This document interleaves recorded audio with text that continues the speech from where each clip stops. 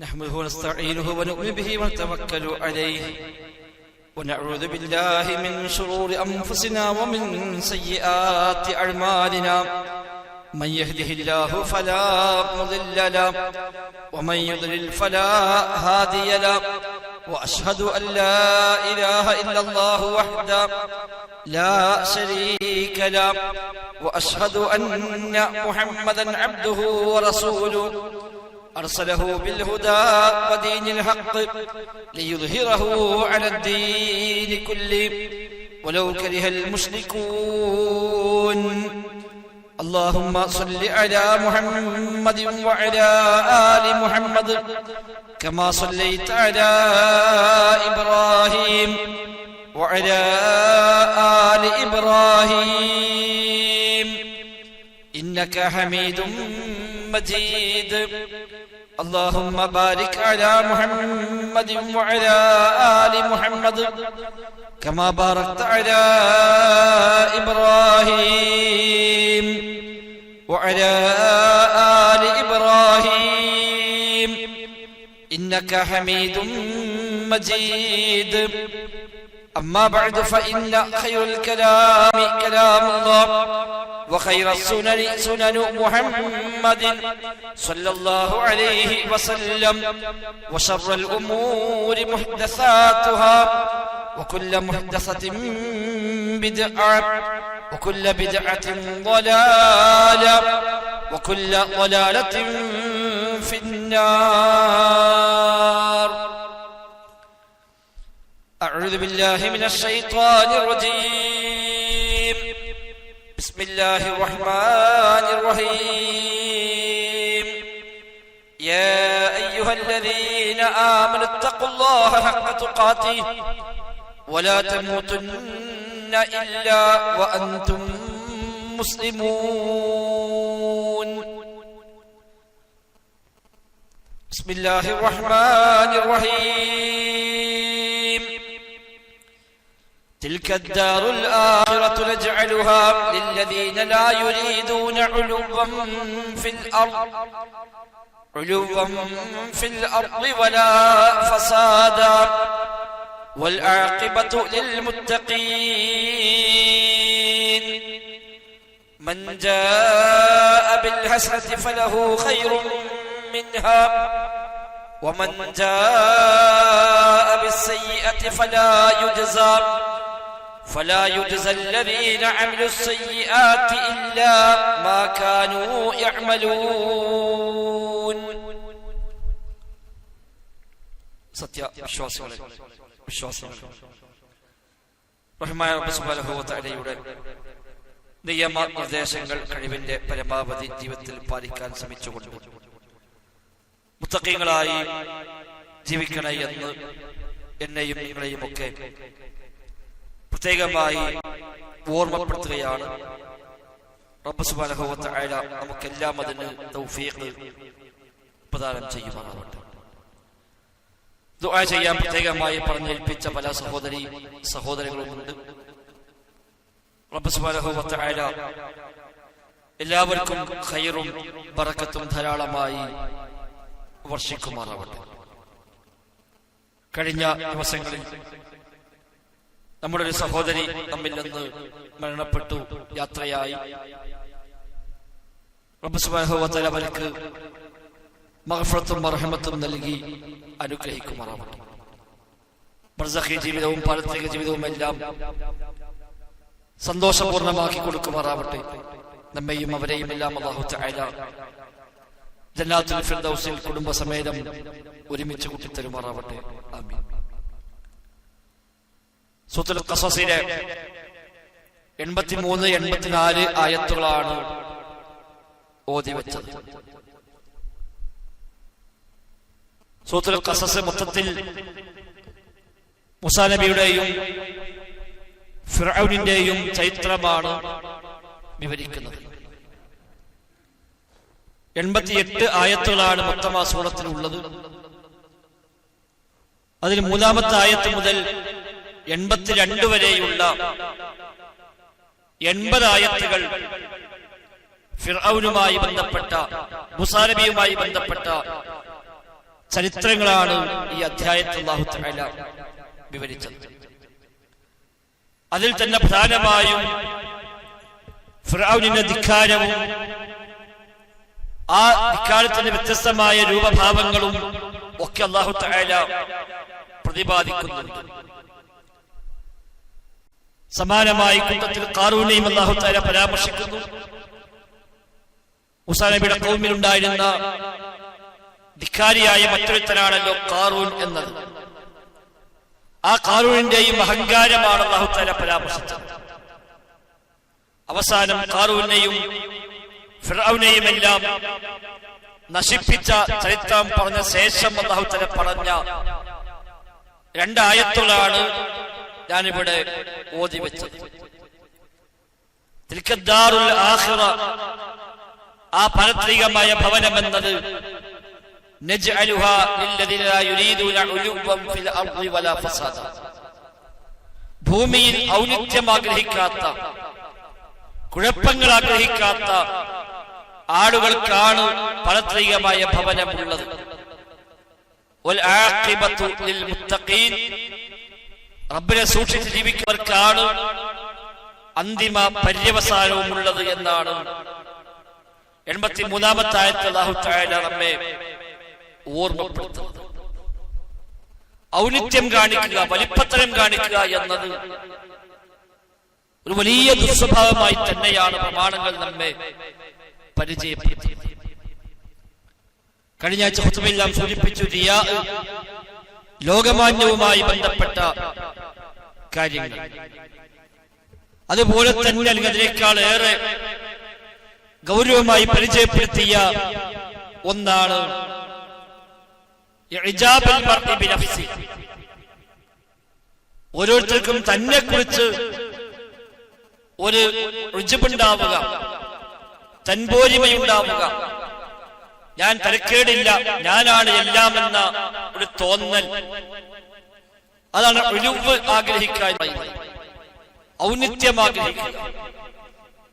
എല്ലാ രംഗത്തും ഞാനാവണം, ഞാൻ അറിയണം, എന്റെ കയ്യിലൂടെയാണ്, എന്നോട് ചോദിച്ചിട്ട് വേണം, എനിക്കാണ് അഭിപ്രായമുള്ളത്, എനിക്കാണ് കാഴ്ചപ്പാടുള്ളത്, ഞാനാണ് എല്ലാവരെക്കാളും മേലെയുള്ളത്, എനിക്കാണ് അറിവുള്ളത്, കഴിവുള്ളത്, സ്വാധീനമുള്ളത് തുടങ്ങി ഞാൻ ഞാൻ ഞാൻ എന്ന ആ ഒരു ചിന്ത, അത് വലിയ അപകടമായി തന്നെയാണ് പ്രമാണങ്ങൾ പരിചയപ്പെടുത്തുന്നത്. ഇവിടെ സ്വർഗത്തിന്റെ അവകാശികളായി പറഞ്ഞപ്പോൾ അല്ലാഹു പ്രയോഗിച്ച പ്രയോഗം അതാണ്, തിൽക ദാറുൽ ആഖിറ നജ്അലുഹാ ലില്ലദീന ലാ യുരീദുന ഉലുവ്വൻ ഫിൽ അർള്, ഭൂമിയിൽ ഔന്നിത്യം ആഗ്രഹിക്കാത്തവർക്കാണ് പാരത്രികമായ ഭവനം, സ്വർഗലോകം നാം നിശ്ചയിക്കുക എന്നാണ് ആയത്തിന്റെ ആശയം. ഫിർഔനും ഖാറൂനുള്ള രണ്ട് വലിയ ദുസ്വഭാവങ്ങൾ ഈ ഔന്നിത്യമായിരുന്നു, അഹങ്കാരത്തിന്റെ മറ്റൊരു ഭാഗമായിരുന്നു. എല്ലാം ഞാനാണ് എന്ന ആ നാട്യമാണ് മൂസാ നബി സ്വല്ലല്ലാഹു അലൈഹി വസല്ലം കൊണ്ടുവന്ന സത്യത്തെ തള്ളിക്കളയാൻ ഫിർഔനിന് പ്രചോദനമായി മാറിയത്. മൂസാ നബി സ്വല്ലല്ലാഹു അലൈഹി വസല്ലം പറഞ്ഞ സത്യമാണ് എന്ന് അറിയാഞ്ഞിട്ടല്ല ഫിർഔൻ, നേരെ മറിച്ച് അവൻ വാദിച്ചത് അന റബ്ബുക്കുമുൽ അഅ്ല, ഞാനാണ് ഏറ്റവും വലിയ റബ്ബ് എന്നാണ് വാദിച്ചത്. ഈ ഈജിപ്തിലെ അരുവികൾ പോലും എന്റെ കീഴിലാണ് ഒഴുകുന്നത് എന്ന് പോലും അവൻ വാദിച്ചു. അല്ല എന്ന് അവനറിയാമല്ലോ. കേവലം അവകാശവാദം എന്നതിനപ്പുറത്ത് അതിന് യാഥാർത്ഥ്യമില്ല എന്ന് ഫിർഔൻ അറിയാം. എന്നാലും അവകാശവാദമാണ്, ഞാനാണ് ഏറ്റവും വലിയ അധികാരമുള്ളവൻ, ഞാൻ പറഞ്ഞതേ നടക്കാൻ പാടുള്ളൂ, അതുകൊണ്ട് ഈ രാജ്യത്തെ അരുവികൾ പോലും നദികൾ പോലും എന്റെ കീഴിലാണ്, എന്റെ കൽപ്പനക്കനുസരിച്ചാണ് ഈ അരുവികൾ പോലും സഞ്ചരിക്കുന്നത്, ഒഴുകുന്നത് എന്ന് പോലും അഹങ്കാരം പഠിച്ചവനാണ് ഫിർഔൻ. ഖാറൂനും സമാനമായി അല്ലാഹു തആല എടുത്തു പറഞ്ഞു, ഖാറൂന കാന മിൻ ഖൗമി മൂസ ഫബഗാ അലൈഹിം എന്നാണ്.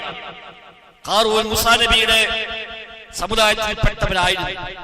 ഫബഗാ അലൈഹിം, അവൻ അതിക്രമം കാണിച്ചു. വആതൈനാഹു മിൻ കുനൂസി മാ ഇന്ന മഫാതിഹു ലതനു ബിൽ ഉസ്ബതി വൽ ഖുവ്വ. അവൻ വലിയ സമ്പാദ്യങ്ങൾ നാം നൽകി. അവന്റെ ഖജനാവിന്റെ താക്കോലുകൾ തന്നെ ഒരു വലിയ സംഘത്തിന്, ഒട്ടക സംഘത്തിന് വഹിക്കാൻ മാത്രം ഉണ്ടായിരുന്നുവെന്നാണ്. താക്കോൽ തന്റെ ഖജനാവിന്റെ താക്കോലുകൾ അതെല്ലാം വഹിക്കണമെങ്കിൽ, ആ താക്കോല് വഹിക്കണമെങ്കിൽ ഒരു വലിയ ഒട്ടക സംഘം ആവശ്യമായിരുന്നു. അത്ര വലിയ സമ്പാദ്യം ഞാൻ അവിടെ നൽകി. പക്ഷേ അതിലവൻ അഹങ്കരിക്കുകയാണ് ചെയ്തത്. അവന്റെ നാട്യം അല്ലാഹു പറഞ്ഞു, ഇന്നമാ ഊതീതുഹു അലാ ഇൽമിൻ ഇൻദി. ഇതെല്ലാം ലഭിച്ചത് എന്റെ അറിവ് കൊണ്ടാണ് എന്നാണ്. എന്റെ വിദ്യാഭ്യാസം കൊണ്ടാണ്, എന്റെ അറിവ് കൊണ്ടാണ്, എന്റെ യോഗ്യത കൊണ്ടാണ് എനിക്കിതെല്ലാം ലഭിച്ചിരിക്കുന്നത് എന്ന് അവൻ അഹങ്കാരമായി പറഞ്ഞു. എന്നു മാത്രമല്ല, ഫഖറജ അലാ ഖൗമിഹി ഫീ സീനതിഹി. അതനുസൃതമായ എല്ലാ ആഡംബരങ്ങളും ഉടുത്തൊരുങ്ങി അണിഞ്ഞൊരുങ്ങി ആളുകൾക്ക് മുമ്പാകെ അവനെങ്ങനെ ഇറങ്ങിപ്പുറപ്പെടുമായിരുന്നു. ഞാനാണ് എല്ലാം എന്ന് കാണിക്കാൻ. ഞാൻ വലിയ സമ്പാദ്യമുള്ളവനാണ്, ഞാൻ വലിയ ധനാഢ്യനാണ്, എനിക്ക് വലിയ യോഗ്യതയുള്ളവനാണ് എന്ന് കാണിക്കാവുന്ന വിധമുള്ള വേഷവിധാനങ്ങളുമായി അവൻ ജനങ്ങളിലേക്ക് ഇറങ്ങുമായിരുന്നു. അന്ന് അത് കാണുന്ന ആളുകൾ പറയുന്ന പറച്ചില് പോലും അല്ലാഹു തആല ഖുർആനിൽ എടുത്തു പറഞ്ഞു, യാ ലൈതനാ മിസ്ലമാ ഊതിയ ഖാറൂൻ ഇന്നഹു ലദു ഹദ്ദിൻ അളീം. ഈ ഖാറൂനൊക്കെ ലഭിച്ച പോലെ നമുക്ക് ലഭിച്ചിരുന്നുവെങ്കിൽ എന്നൊക്കെ ആളുകൾ ഒരു താല്പര്യം പറയുമായിരുന്നു. അവർ വല്ലാത്ത ഭാഗ്യം തന്നെയാണ്. ഇന്നഹു ലദു ഹദ്ദിൻ അളീം. അവൻ വലിയ ഭാഗ്യവാനാണ്, എത്ര സമ്പത്താണ് അയാൾക്ക്, എത്ര സൗകര്യമാണ് അയാൾക്ക് എന്ന് ആളുകൾ പറയുമായിരുന്നു. ആ നിലക്ക് അഹങ്കാരിയായി അവൻ മാറി. അവസാനം അവനെയും അവന്റെ വീടടക്കം നാം ഭൂമിയിലേക്ക് താഴ്ത്തിക്കളഞ്ഞുവെന്നാണ് അല്ലാഹു തആല അവസാനമായി സൂചിപ്പിച്ചത്. ഈ കഥകളൊക്കെ പറഞ്ഞിട്ടാണ് അല്ലാഹു പറഞ്ഞത്, തിൽക്കദ്ദാറുൽ ആഖിറ നജ്അലുഹാ ലില്ലദീന ലാ യുരീദൂന ഉലുവൻ ഫിൽ അർളി വലാ ഫസാദ. ഈ പാരത്രികമായ ഭവനം നാം നൽകുന്നത് ഈ ഔന്നിത്യം ആഗ്രഹിക്കാത്തവർക്കാണ്. മറ്റു ഭാഷയിൽ പറഞ്ഞാൽ വിനയമുള്ളവർ, ലാളിത്യമുള്ളവർ, എളിമയും താഴ്മയുമുള്ളവർ, അവർക്കാണ് സ്വർഗമുള്ളത്. അമ്പിയാക്കളുടെ ലക്ഷണമായി പറഞ്ഞതാണ് തവാദു. നബിതങ്ങൾ പ്രത്യേകമായി നബിയുടെ സ്വഭാവമായി സ്വഹാബിമാർ എടുത്തു പറഞ്ഞ കാര്യമാണ് തവാദു, വിനയമായത്. പ്രവാചകർക്ക് ആരെയും സ്വീകരിക്കും, ആരുമായും ഇടപഴകും. കിട നോക്കിയിട്ട് ഞാനുമായി ബന്ധപ്പെടാൻ മാത്രമൊക്കെ അയാൾ ഉണ്ടോ നോക്കിയിട്ടല്ല ഒരു വിശ്വാസി മറ്റുള്ളവരുമായി ബന്ധപ്പെടുക. ഇത്തരം ഔന്നിത്യബോധമുണ്ടാകുമ്പോൾ, അഹങ്കാരമുണ്ടാകുമ്പോൾ, അഹംഭാവം ഉണ്ടാകുമ്പോൾ അതിൽ ചില ലക്ഷണങ്ങൾ പണ്ഡിതന്മാർ എണ്ണി പറഞ്ഞു കാണാൻ കഴിയും. ഒന്ന്, അദമുൽ ഇഹ്തിമാമിൽ ആഖരീൻ, മറ്റുള്ളവരെ പരിഗണിക്കാതിരിക്കുക. അത് ഈ ഇജാബിന്റെ ഒരു ലക്ഷണമാണ്. എല്ലാരും പരിഗണിക്കുക. ഞാനുമായി ബന്ധം സ്ഥാപിക്കാൻ പറ്റുള്ളൂ, മാത്രമേ എനിക്ക് ബന്ധമുള്ളൂ. അവനൊക്കെ ആരാ ഞാനുമായി ബന്ധപ്പെടാൻ? അവരൊക്കെ ആരാ എനിക്ക് സലാം പറയാൻ? അവരൊക്കെ ആരാ ഞാൻ അവർക്ക് കൈകൊടുക്കാൻ? എന്നൊക്കെയുള്ള നാട്യമുണ്ട് എങ്കിൽ ഈ ദുസ്വഭാവത്തിന്റെ ലക്ഷണമാണ്.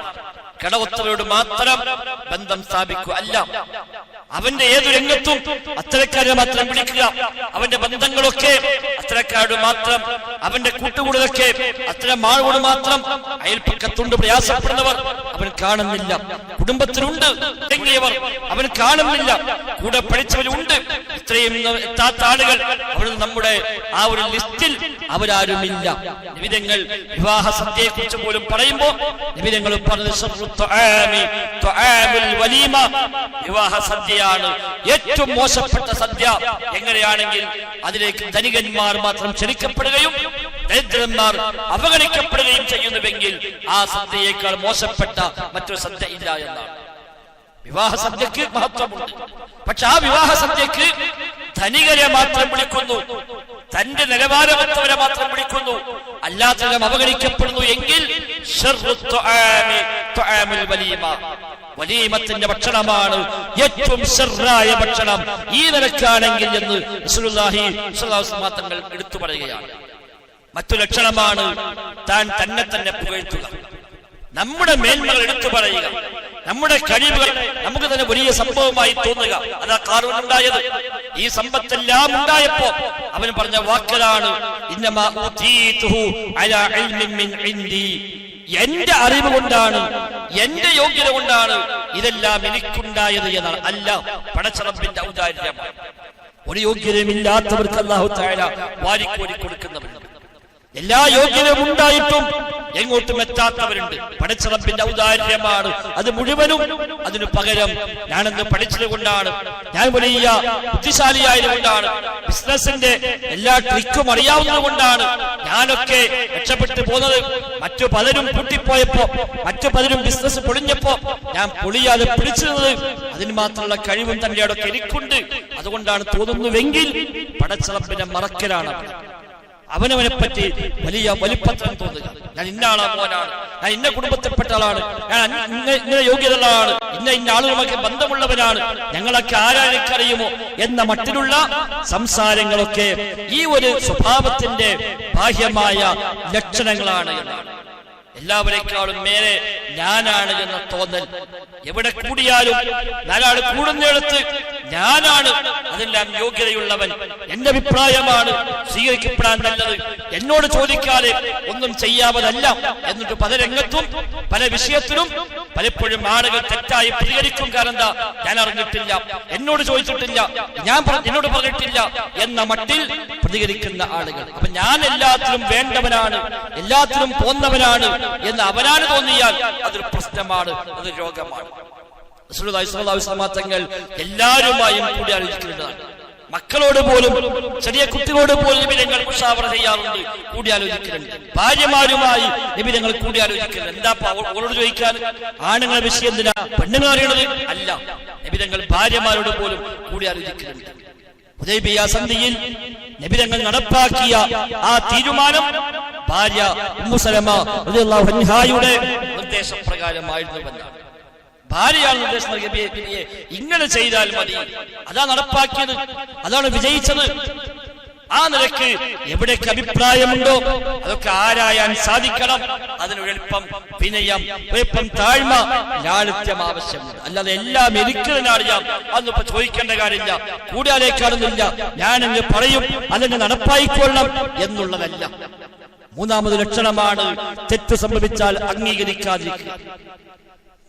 തെറ്റു സംഭവിച്ചാൽ അംഗീകരിക്കാതിരിക്കുക. തെറ്റുപറ്റി പക്ഷെ സമ്മതിക്കൂല, തെറ്റാണ് എന്ന്. നമ്മുടെ ഭാഗം തെറ്റായിരിക്കും.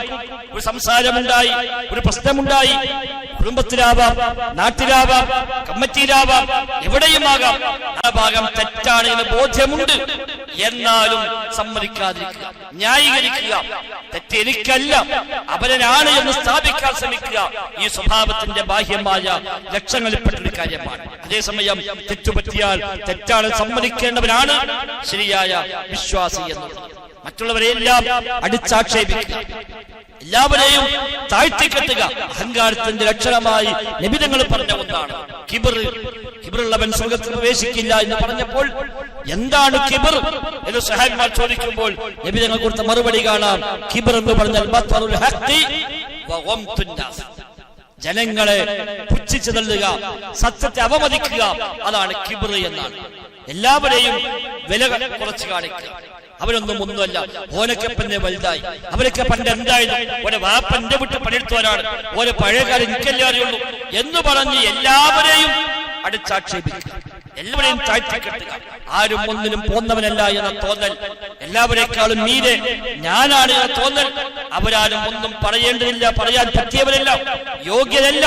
അവരൊക്കെ എന്താ പൊന്തിയത്, അവർക്കൊക്കെ എന്താ പൈസ ഉണ്ടായത്, ഓലൊക്കെ എന്താ വല്യാളായത്, ഓരോ വാപ്പാൻ എനിക്കറിയാം, വല്യപ്പ എനിക്കറിയാം എന്ന് പറഞ്ഞ് മറ്റുള്ള ആളുകളെ മുഴുവൻ പുച്ഛിച്ചു തള്ളുന്ന, ജനങ്ങളെ പുച്ഛിച്ചു തള്ളുന്ന ആ രീതി വിശ്വാസികൾക്ക് യോജിച്ച രീതിയല്ല. അല്ലാഹുവിന്റെ റസൂലിന്റെ കൂടെ ബിലാൽ മുഅദ്ദിനുണ്ട്, അടിമയായിരുന്ന കാലഘട്ടത്തിൽ. സൽമാൻ ഫാരിസിയുണ്ട്, ജൂതന്മാരുടെ അടിമയായിരുന്നു. അവിടുന്ന് വന്നിട്ടാണ് ഇസ്ലാം സ്വീകരിച്ച് നബി തങ്ങളും സ്വഹാബത്തും സമാധാനമായി സഹായം ചെയ്തിട്ടാണ് സൽമാൻ ഫാരിസിയെ മോചിപ്പിച്ചു കൊണ്ടുവരുന്നത്. വലിയ ഖുറൈശ് തറവാട്ടിൽ പിറന്ന മനുഷ്യന്മാരുണ്ട്, ഒന്നുമല്ലാത്തവരുണ്ട്. നബി തങ്ങൾ എല്ലാവരെയും കൂട്ടിപ്പിടിച്ചുകൊണ്ടാണ് നബി തങ്ങൾ പോയത്. എല്ലാവരെയും കൂട്ടിപ്പിടിച്ചുകൊണ്ടാണ് നിബിധങ്ങൾ പോയത്. അല്ലാതെ അവരൊക്കെ അത്ര മതി, അവരൊന്നും അതിനൊക്കെ അതിന് യോഗ്യതയുള്ളൂ എന്നെല്ലാം പ്രവാചകർ തങ്ങൾ അവിടെ ചിന്തിച്ചത്. അതേപോലെ മറ്റുള്ളവരുടെ നന്മകളെ അംഗീകരിക്കാതിരിക്കുക. മറ്റൊരാൾ എത്ര നല്ലത് ചെയ്താലും അത് അംഗീകരിക്കാൻ മനസ്സമ്മതിക്കുക. അത് നന്നായി എന്ന് പറയാൻ, അത് അംഗീകരിക്കാൻ, അതാണ് ശരിയെന്ന് പറയാൻ ഇവന്റെ അഹങ്കാരം സമ്മതിക്കാതിരിക്കുക. ഇതൊക്കെ ഈ പറയപ്പെട്ട ഇജാബുൻ നഫ്സ്, ഞാനാണ് വലിയവനെന്ന തോന്നൽ, സ്വന്തത്തെ പറ്റിയുള്ള അവർ തൻപോരിമ, അതിന്റെ ബാഹ്യമായ ലക്ഷണങ്ങളാണ്. അതുകൊണ്ട് അത് നമ്മുടെ സ്വർഗത്തിന് തടസ്സമായി നിൽക്കും. നമ്മുടെ സ്വർഗത്തിനത് തടസ്സമായി നിൽക്കും. തിരിച്ചാണ് വേണ്ടത് ഒരു വിനയവും താഴ്മയും ഒക്കെ. താഴാനാണ് നബി ഞങ്ങൾ പഠിപ്പിച്ചത്, താഴാനാണ് വിശുദ്ധ ഖുർആൻ നമ്മോട് ആവശ്യപ്പെടുന്നത്. നബി ഞങ്ങൾ പറഞ്ഞല്ലോ, അല്ലാഹ് നിങ്ങളോട് കൽപ്പിക്കുന്നു എന്ന് പറഞ്ഞുകൊണ്ട് നിങ്ങൾ പരസ്പരം വിനയം കാണിക്കും, താഴ്മ കാണിക്കുമെന്നാണ്. അല്ലാഹു റസൂൽ സ്വല്ലല്ലാഹു അലൈഹി വസല്ലം തങ്ങളെ കാണാൻ നാട്ടും പ്രദേശത്തുള്ള ആളുകൾ പോലും മദീന പള്ളിയിൽ വരാറുണ്ട്. സുബഹിസ്കാരം കഴിഞ്ഞ് നബി തങ്ങൾ അവരെ കൈയും പിടിച്ച് അവരോടൊപ്പം പുറത്തേക്ക് ഇറങ്ങാറുണ്ട്. അവർക്ക് പറയാനുള്ളത് മുഴുവൻ പടഞ്ഞ് തീരുവോളം നബി തങ്ങൾ അവരെ കൂടെ പുറത്തങ്ങൾ നിന്ന് കൈയും പിടിച്ച് സംസാരിച്ച് നബിയെയും കൊണ്ട് അവരെങ്ങനെ പോകും എല്ലാം പടഞ്ഞു കഴിഞ്ഞ് അവര് പോകുന്നത് വരെ നബി തങ്ങൾ അവരോടൊപ്പം നിന്ന് കൊടുക്കാറുണ്ട് എന്ന് ഹദീസിൽ കാണാം. ചെറിയ മക്കളോട് പ്രവാചകർ ആ വിനയം കാണിച്ചിട്ടുണ്ട്. നിസ്കാരത്തിന് പോലും പ്രവാചകർ സുജൂദിലേക്ക് പോയപ്പോഴാണ് പേരക്കുട്ടി വന്ന് പുറത്തു കയറുന്നത്. സുജൂദിൽ കിടക്കുമ്പോഴാണ് പേരക്കുട്ടി വന്ന് പുറത്തു കയറുന്നത്. നബി തങ്ങൾ സുജൂദ് ദീർഘിപ്പിക്കുകയാണ്. സുജൂദ് ദീർഘിപ്പിക്കുന്നു, സുജൂദ് എണീക്കുന്നില്ല, പേരക്കുട്ടി പുറത്തുണ്ട്. ആ കുട്ടി കളിച്ച് സ്വമേധയായി ഇറങ്ങി പോകുന്നത് വരെ പ്രവാചകർ സ്വല്ലല്ലാഹു അലൈഹി വസല്ലം തങ്ങൾ തന്റെ സുജൂദ് ദീർഘിപ്പിക്കുകയാണ്. കളി കഴിഞ്ഞ് ഇറങ്ങിപ്പോയപ്പോഴാണ് നബി തങ്ങൾ സുജൂദ് നേടിയത്. ഭാര്യമാരോടൊപ്പം പ്രവാചകർ ഓട്ടമത്സരം പോലും നടത്തി. വീട്ടുകാര്യങ്ങളിൽ സഹായിച്ചു. പ്രവാചകർ വീട്ടിൽ സഹായിക്കാറുണ്ട്. ആയിഷ റളിയല്ലാഹു അൻഹാ അക്കാര്യം പ്രത്യേകം എടുത്തു പറയുന്നു. വീട്ടുകാര്യങ്ങളിൽ, അടുക്കള കാര്യങ്ങളിൽ നബി തങ്ങൾ സഹായിക്കാറുണ്ട് ഭാര്യമാരെ. ഭാര്യയോടൊപ്പം നബി തങ്ങൾ ഓട്ടമത്സരം നടത്തിയെന്നാണ്. നിബിധങ്ങളും ആയിഷ ബീവിയും കൂടെ ഓട്ടമത്സരം നടത്തിയ ഒന്നിലേറെ സംഭവങ്ങൾ ഹദീസിൽ കാണാൻ കഴിയും. എല്ലാവരുമായി ഫഖറാഇന്റെ കൂടെ, മിസ്കീന്മാരുടെ കൂടെ നിബിധങ്ങളെ പ്രാർത്ഥന കാണാം. അല്ലാഹുമ്മ അഹ്യിനി മിസ്കീന വഅമിത്നി മിസ്കീന വഹ്ശുർനി ഫീ സുംറത്തിൽ മസാകീൻ. അല്ലാഹു, ഒരു മിസ്കീനായി നീ എന്നെ ജീവിപ്പിക്കണമേ, ഒരു മിസ്കീനായി നീ എന്നെ മരിപ്പിക്കണമേ, മിസ്കീന്മാരുടെ കൂട്ടത്തിൽ നീ എന്നെ നാളെ പരലോകത്ത് ഒരുമിച്ച് വിട്ടണേ എന്ന് അല്ലാഹുവിന്റെ റസൂലിന്റെ പ്രാർത്ഥന നമുക്ക് സ്വഹീഹ് ഹദീസിൽ കാണാൻ സാധിക്കും. ആ വിനയത്തിന്റെ ലക്ഷണങ്ങളാണ്. അല്ലാതെ ഞാൻ നബിയാണ്, ഞാൻ അഷ്റഫുൽ ഖൽഖാണ് എന്ന് പറഞ്ഞ ആ ഒരു മേന്മയല്ല, ആ ഒരു അഹങ്കാരമല്ല പ്രവാചകർ കാണിച്ചത്. മഹത്വങ്ങളുണ്ട്, ശ്രേഷ്ഠതയുണ്ട്, അത് മറ്റുള്ളവർ അംഗീകരിക്കണം. എന്നാൽ നമുക്ക് സ്വയം ഞാൻ വലിയവരാണ് തോന്നിക്കഴിഞ്ഞാൽ അത് രോഗമായിട്ടാണ് അല്ലാഹു റസൂൽ നമ്മെ പരിചയപ്പെടുത്തുന്നത്. അതുകൊണ്ട് സ്വർഗത്തിന് തടസ്സമായി നിൽക്കും അത്തരം സ്വഭാവങ്ങൾ. കഴിഞ്ഞ ഖുതുബയിൽ പറഞ്ഞ റിയാ അമലുകളെ ബാത്തിലാക്കുമെങ്കിൽ ഇത്തരം പൊങ്ങച്ചങ്ങൾ നമ്മുടെ സ്വർഗത്തെ തന്നെ ഇല്ലാതാക്കുന്ന കാര്യമാണ്. അല്പം താഴോട്ടിറങ്ങാൻ പഠിക്കണം, എല്ലാവരുമായി ഇടപഴകാൻ പഠിക്കണം. അൽ മുഅ്മിൻ യഅലിഫ് വയുലഫ് നബി തങ്ങൾ പറഞ്ഞു, സത്യവിശ്വാസി എല്ലാവരുമായും ഇണങ്ങുന്നവരാണ്, എല്ലാവർക്കും ഇങ്ങോട്ട് ഇണങ്ങാൻ പറ്റുന്നവരുമാണ്. വലാ ഖൈറ ഫീമൻ ലാ യഅലിഫു വലാ യുലഫ്. ഇണങ്ങാൻ പറ്റാത്തവരിൽ യാതൊരു ഖൈറുമില്ല എന്ന് റസൂലുള്ളാഹി സ്വല്ലല്ലാഹു അലൈഹി വസല്ലം പഠിപ്പിക്കുന്നുണ്ട്. എല്ലാവരുമായും ഇണങ്ങിയും കൊണ്ടും കൊടുത്തും ഇടപഴകിയും എല്ലാവരുമായും ബന്ധം സ്ഥാപിച്ചും വേണം മുന്നോട്ട് പോകാൻ എന്നർത്ഥം. അതാണ് ഈമാന്റെ ഭാഗം, അതാണ് വിശ്വാസം. അല്ലാത്തതെല്ലാം ഈമാനെതിരാണ്, സ്വർഗത്തിനെതിരാണ്. സ്വർഗം ആയത്ത് അവസാനിച്ചത് അങ്ങനെയാണല്ലോ, പര്യവസാനം, അവസാന വിജയം മുത്തഖീങ്ങൾക്കാണ് എന്ന്. മുത്തഖീങ്ങൾക്കാണ് പര്യവസാനം എന്നാണ് ആ ആയത്ത് അവസാനിക്കുന്നത്. അതുകൊണ്ട് സഹോദരങ്ങളെ, മുത്തഖിയാകണമെങ്കിൽ, തഖ്വ പൂർത്തിയാകണമെങ്കിൽ അതിന്റെ ഭാഗം കൂടിയാണ് വിനയാന്വിതരായി മാറുക എന്ന്. വിനയവും താഴ്മയും എളിമയും ഒക്കെ അതെല്ലാ രംഗത്തും, അതും ബാഹ്യമായൊരു കാട്ടിക്കൂട്ടതല്ല. അത് സംസാരങ്ങളിൽ, സ്വഭാവങ്ങളിൽ, വേഷവിധാനങ്ങളിൽ, പെരുമാറ്റങ്ങളിൽ എല്ലാത്തിലുമുണ്ട് അതിലൊരു സ്വാധീനം. ഖാറൂൻ അവസാനമായി അല്ലാഹു തആല നശിപ്പിച്ച് അവനും അവന്റെ വീടുമടക്കം ഭൂമിയിലേക്ക് ആഴ്ത്തിയ ആ സംഭവം പറയുമ്പോൾ അല്ലാഹ് പറഞ്ഞ പ്രയോഗം കാണാം, ഫഖസഫ്നാ ബിഹി വബിദാരിഹിൽ അർദ്. അവനെയും അവന്റെ വീടടക്കം ആ ഭൂമിയിലേക്ക് ആഴ്ത്തിക്കളഞ്ഞു. അങ്ങനെ ഭൂമിയിലേക്ക് ആഴ്ത്തിയപ്പോൾ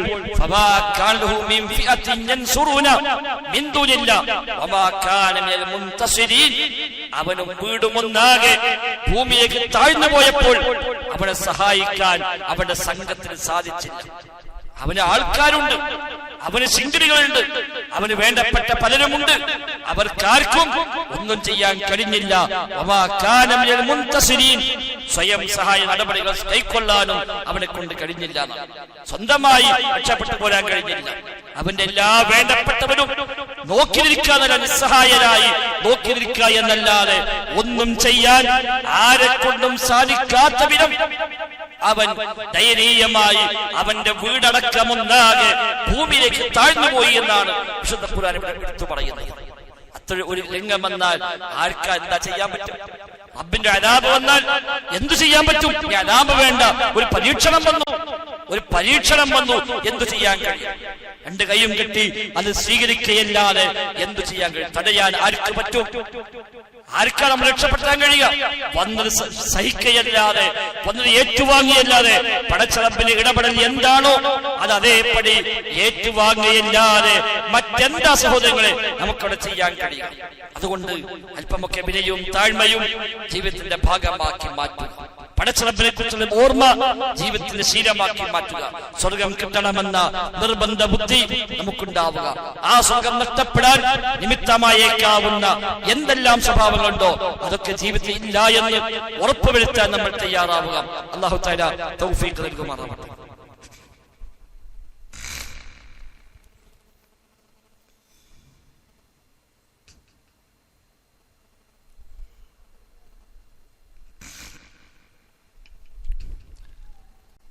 الحمد لله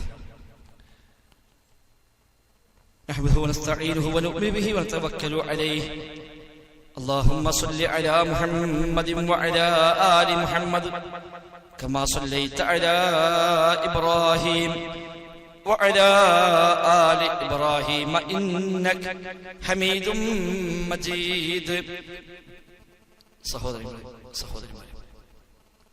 റഹ്മാനായ റബ്ബ് സുബ്ഹാനഹു വ തആല നിയമ നിർദ്ദേശങ്ങൾ കഴിവിന്റെ പരമാവധി ജീവിതത്തിൽ പാലിക്കാൻ ശ്രമിച്ചുകൊണ്ട് തഖ്വയോടെ ജീവിക്കണേ എന്ന് ഒരിക്കൽ കൂടെ എന്നെയും നിങ്ങളെയും ഒക്കെ പ്രത്യേകമായി ഓർമ്മപ്പെടുത്തുകയാണ്. റബ്ബ് സുബ്ഹാനഹു വ തആല നമുക്കെല്ലാം തൗഫീഖ് പ്രദാനം ചെയ്യുമാറാകട്ടെ. സൂചിപ്പിച്ച പോലെ വിനയവും താഴ്മയുമാണ് വിശ്വാസിയുടെ മുഖമുദ്ര എന്നത്.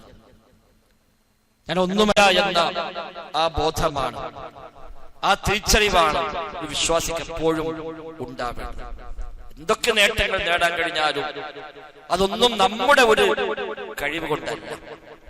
എത്ര വലിയ സമ്പാദ്യം ഉണ്ടാവട്ടെ, എത്ര വലിയ സ്ഥാനമാനങ്ങൾ നമ്മെ തേടി വന്നാലും ശരി, അതൊന്നും നമ്മുടെ കഴിവ് കൊണ്ടല്ല. പടച്ചറബിന്റെ ഒരു ഔദാര്യം അല്ലെങ്കിൽ പടച്ചറബിന്റെ ഒരു പരീക്ഷണം എന്ന നിലക്കാണ് നാം അതിനെ കാണേണ്ടത്. വിശുദ്ധ ഖുർആൻ അത് എടുത്തു പറഞ്ഞൊരു വലിയ സംഭവമാണ് സുലൈമാൻ നബി സ്വല്ലല്ലാഹു അലൈഹി വസല്ലമിന്റെ സംഭവം. അദ്ദേഹത്തിന്റെ നാട്ടിൽ നിന്ന് 1500 കിലോമീറ്റർ അപ്പുറത്തുള്ള സബ എന്ന രാജ്യം, ആ സബയിലുള്ള ഒരു രാജ്ഞിയുടെ സിംഹാസനം ഞൊടിയിട കൊണ്ട് അദ്ദേഹത്തിന് മുമ്പിൽ എത്തിയ സംഭവത്തെ അല്ലാഹു തആല എടുത്തു പറയുന്നുണ്ട് സൂറത്തുൽ നംലിൽ. ആ രാജ്ഞിയും പരിവാരങ്ങളും ഇസ്ലാം സ്വീകരിച്ച് മുസ്ലിമായി വരാൻ തയ്യാറായി എന്ന വിവരം ഹുദ്ഹുദ് എന്ന പക്ഷി വഴി അദ്ദേഹത്തിന് ലഭിക്കുകയും അങ്ങനെ അദ്ദേഹം തന്റെ സദസ്യരോട് ചോദിക്കുന്നുണ്ട്, അയ്യുക്കും യഅ്തീനി ബിഅർശിഹാ ഖബ്ല അൻ യഅ്തൂനി മുസ്ലിമീൻ. അവർ മുസ്ലിമീങ്ങളായി ഇവിടെ വരുന്നതിന് മുമ്പ് അവരുടെ ആ സിംഹാസനം ആരാണ് ഇവിടെ എത്തിച്ചു തരിക എന്ന് സുലൈമാൻ നബി സ്വല്ലല്ലാഹു അലൈഹി വസല്ലം ചോദിക്കുകയും അങ്ങനെ വ്യത്യസ്തമായ മറുപടികൾ ലഭിക്കുകയും അവസാനം അദ്ദേഹത്തിന്റെ മുമ്പിൽ ആ സിംഹാസനം പ്രത്യക്ഷപ്പെടുകയും ചെയ്തത് വിശുദ്ധ ഖുർആൻ എടുത്തു പറയുന്നു. അങ്ങനെ ആ സിംഹാസനം എത്തിയപ്പോൾ 1500 കിലോമീറ്റർ അപ്പുറത്തുള്ള മുത്തും പവിഴവും സ്വർണവും എല്ലാം കൂടെ അലങ്കരിച്ച വലിയ വിലപിടിപ്പുള്ള അമൂല്യമായ ആ സിംഹാസനം അദ്ദേഹത്തിന്റെ മുമ്പിൽ എത്തിയപ്പോൾ അദ്ദേഹം പറഞ്ഞ വാക്കുണ്ട്, ഹാദാ മിൻ ഫദ്ലി റബ്ബി ലിയബ്ലുവനി അഅശ്കുറു അം അക്ഫുർ എന്നാണ്. ഹാദാ മിൻ ഫദ്ലി റബ്ബി, ഇതെന്റെ റബ്ബിന്റെ ഔദാര്യമാണ്. ലിയബ്ലുവനി, എന്നെ പരീക്ഷിക്കുവാൻ വേണ്ടി, അഅശ്കുറു അം അക്ഫുർ, ഞാൻ നന്ദി കാണിക്കുമോ അതല്ല നന്ദികേട് കാണിക്കുമോ എന്ന് പരീക്ഷിക്കുവാനായി റബ്ബിനിക്ക് തന്ന ഒരു ഔദാര്യമാണ്, ഫദ്ലാണ് ഇത് എന്ന്. അല്ലാതെ കണ്ടോ ഇതാണ് എന്റെ കഴിവ്, ഞാൻ ആരാന്നാ വിചാരിച്ചത് എന്നല്ല, ഇതെന്റെ റബ്ബിന്റെ ഔദാര്യം, ഫദ്ലാണ്. പലപ്പോഴും നമ്മളെ വണ്ടിയിലും വീട്ടിലൊക്കെ എഴുതി സ്റ്റിക്കർ വെക്കലുണ്ട്, ഹാദാ മിൻ ഫദ്ലി റബ്ബി, ഇതെന്റെ റബ്ബിന്റെ ഫദ്ലാണ്. അർത്ഥം ആലോചിക്കുന്നില്ല, അതിന്റെ ബാക്കി ഭാഗം ആലോചിക്കുന്നില്ല. ഇത് റബ്ബിന്റെ ഫദ്ലാണ്. എന്തിന്? ലിയബ്ലുവനി, എന്നെ പരീക്ഷിക്കുവാൻ. നമുക്ക് എന്തുണ്ടെങ്കിലും റബ്ബ് നമുക്ക് തന്ന ഫദ്ലാണ്. നമ്മുടെ ശരീരം, നമ്മുടെ ആരോഗ്യം, നമ്മുടെ സമ്പത്ത്, നമ്മുടെ സൗകര്യങ്ങൾ, നമ്മുടെ മക്കൾ, നമ്മുടെ വീട്, എല്ലാം റബ്ബിന്റെ ഔദാര്യമാണ്. അല്ലാഹു തആല ഉദ്ദേശിക്കുന്നവർക്ക് നൽകുന്നു, അല്ലാഹു ഉദ്ദേശിക്കുന്ന അല്ലാഹു തആല അത് പരിഹരിക്കുന്നു. അത്രയേ ഉള്ളൂ. ഏതുള്ളവനും ഇല്ലാതാകും, ഏതില്ലാത്തവനും ഉണ്ടാകും. എല്ലാമാണെന്ന് വിചാരിച്ചവൻ ഒന്നുമല്ലാന്ന് ബോധ്യപ്പെടുന്ന സന്ദർഭങ്ങൾ ഉണ്ടാകും. ഒന്നുമല്ലാതെ കഴിഞ്ഞവർ പിന്നീട് എല്ലാമായി മാറുന്ന സാഹചര്യം ഉണ്ടാകും. തൂത്തിൽ മുൽക്ക് മൻ തശാ വതൻസിഉൽ മുൽക മിമ്മൻ തശാ എന്നാണ്. അല്ലാഹുവേ, നീ മാലിക്കുൽ മുൽക്കാണ്, രാജാതിരാജനാണ് അല്ലാഹ്. മുൽക്കിന്റെ മാലിക് അല്ലാഹയാണ്. ഇവിടെ ബാക്കിയെല്ലാം മാലിക്യങ്ങളാണ്, ഉടമക്കാർ, ഉടമസ്ഥന്മാർ. അറബിയിൽ മാലിക് എന്ന് പറയും. അല്ലാഹു തആല വെറും മാലിക്കല്ല, അല്ലാഹു മാലിക്കുൽ മുൽക്കാണ്. ഉടമാവകാശത്തിന്റെ ഉടമ അല്ലാഹു തആലയാണ്. ആർക്കെല്ലാം മുൽക്ക് നൽകണം, ആർക്കെല്ലാം ആധിപത്യം നൽകണം, പടച്ച റബ്ബാണ് തീരുമാനിക്കുന്നത്. ആരിൽ നിന്ന് ആധിപത്യം എടുത്തൊഴിവാക്കണം, റബ്ബാണ് തീരുമാനിക്കുന്നത്. തൂത്തിൽ മുൽക്ക് മൻ തശാ, നീ ഉദ്ദേശിക്കുന്നവർക്ക് നീ അധികാരം നൽകുന്നു. വതൻസിഉൽ മുൽക മിമ്മൻ തശാ, നീ ഉദ്ദേശിക്കുന്ന നീ അധികാരത്തെ എടുത്തു കളയുകയും ചെയ്യുന്നു. അത് റബ്ബിന്റെ ഇഷ്ടമാണ്. അവനാണ് നൽകുന്നവൻ, അവനാണ് തടഞ്ഞു വെക്കുന്നവൻ. അല്ലാഹുമ്മ ലാ മാനിഅ ലിമാ അഅ്തൈത വലാ മുഅ്തിയ ലിമാ മനഅത. അല്ലാഹു നീ നൽകിയാൽ തടയുന്നവനില്ല, നീ തടഞ്ഞാൽ നൽകുന്നവരുമില്ല എന്നാണ്. പടച്ച റബ്ബാണ് നൽകുന്നവൻ, റബ്ബാണ് നൽകാതിരിക്കുന്നവൻ. റബ്ബ് നൽകാത്തതിനെ എടുത്തു കൊടുക്കാൻ കഴിയുന്ന ആരുമില്ല, റബ്ബ് നൽകിയതിനെ തടയാൻ കഴിയുന്ന ആരുമില്ല. ഉണ്ടെന്ന് കേവലമായ വ്യാമോഹം മാത്രമാണ്. റബ്ബ് എന്ത് നൽകിയാലും അത് ഏറ്റുവാങ്ങിയല്ലാതെ വേറെ വഴിയൊന്നുമില്ല. റബ്ബെന്ത് തന്നില്ല എങ്കിലും റബ്ബിന്റെ ഇഷ്ടത്തിനനുസരിച്ച് വിധേയമാവുകയല്ലാതെ വേറെ മാർഗമൊന്നുമില്ല. അല്ലാഹുവാണ് നൽകുന്നവൻ, അവനാണ് തടഞ്ഞു വെക്കുന്നവൻ. അതുകൊണ്ട് അല്ലാഹുവേ, നീ നൽകിയാൽ തടയുന്നവനില്ല, നീ തടഞ്ഞാൽ നൽകുന്നവനില്ല. അതുകൊണ്ട് സഹോദരങ്ങളെ, ആ തിരിച്ചറിവാണ് ഏറ്റവും പ്രധാനം. ഞാൻ ഒന്നുമല്ല എന്ന ആ ഒരു ബോധം, ഞാൻ ഒന്നുമല്ല, എനിക്കുമില്ല, എല്ലാം എന്റെ റബ്ബിന്റെ ഔദാര്യമാണ് എന്ന ആ തിരിച്ചറിവാണ് അവിടെ എല്ലാം വേണ്ടത്. എത്ര നബിതങ്ങൾ പറഞ്ഞത്, ഒരു വീട്ടിൽ ചെന്ന് സമ്മതം വാങ്ങുമ്പോൾ പോലും ഞാൻ എന്ന വാക്ക് പറയാൻ പാടില്ല. നബിതങ്ങൾക്ക് സ്വഹാബി വന്നു, സമ്മതം ചോദിച്ചു വീട്ടിലേക്ക്. നബിതങ്ങൾ ചോദിച്ചു, ആരാണ്? പുറത്തുനിന്ന് പറഞ്ഞു, അന, ഞാനാകും. അവൻ നബി, ഞാനോ? ഏത് ഞാൻ? നബി ഞങ്ങൾ പറഞ്ഞു, ഞാൻ എന്നല്ല പറയേണ്ടത്, സ്വയം പരിചയപ്പെടുത്തുക. നമ്മുടെ ഒരു വീട്ടിൽ നിന്ന് വെല്ലടിച്ചിട്ട് ആരേക്കും? ഞാനാണ്. ഫോൺ ചെയ്യുമ്പോൾ ആരാ? ഞാനാണ്. അല്ല, അതുപോലും ഇതിന് ചെറിയ രൂപമാണ്. പക്ഷെ അഹങ്കാരം കൊണ്ടാവൂല. എന്നാലും അവിടെ പോലും ഞാൻ പറഞ്ഞ അറിഞ്ഞോളണം. ഇതിനാ പേര് പറയണം, എന്റെ സൗണ്ട് ഇട്ടാറിയില്ല, എന്നെ വിളിച്ചാറിയില്ല, അതൊന്നുമല്ല. അങ്ങനെ തോന്നലിലേക്ക് നമ്മൾ പോകാൻ പാടില്ല. അത്രത്തോളം ശ്രദ്ധ ജീവിതത്തിന്റെ എല്ലാ രംഗത്തും അനിവാര്യമാണ് എന്നാണ് ഈ പാഠങ്ങൾ നമുക്ക് നൽകുന്നത്. അതെല്ലാം ഉൾക്കൊണ്ടുകൊണ്ട് വിനയാന്യരായി താഴ്മയുള്ളവരായി മാറാനാണ് നാം പരിശ്രമിക്കേണ്ടത്. വിശ്വാസികളുടെ ഏറ്റവും വലിയ സ്വഭാവ ഗുണമായി എണ്ണി പറഞ്ഞതും ആ താഴ്മയും വിനയവും തന്നെയാണ്. ആ നിലക്കുള്ള വിനയാന്യരായി മാറാൻ, സ്വർഗാവകാശികളായി മാറാൻ നമ്മളൊക്കെ പരിശ്രമിക്കുക. അല്ലാഹു സുബ്ഹാനഹു വ തആല നമുക്കെല്ലാം അതിന് തൗഫീഖ് പ്രദാനം ചെയ്യുമാറാവട്ടെ. اللهم ربنا آتنا في الدنيا حسنة وفي الآخرة حسنة وقنا عذاب النار. اللهم اغفر للمؤمنين والمؤمنات والمسلمين والمسلمات الأحياء منهم والأموات إنك مجيب الدعوات وقاضي الحاجات. ربنا اصرف عنا عذاب جهنم إن عذابها كان غراما إنها ساءت مستقرا ومقاما. اللهم ربنا تقبل منا، ربنا تقبل منا، ربنا تقبل منا إنك أنت السميع العليم وتب علينا إنك أنت التواب الرحيم وصلى الله وسلم على محمد وآله وصحبه أجمعين والحمد لله رب العالمين.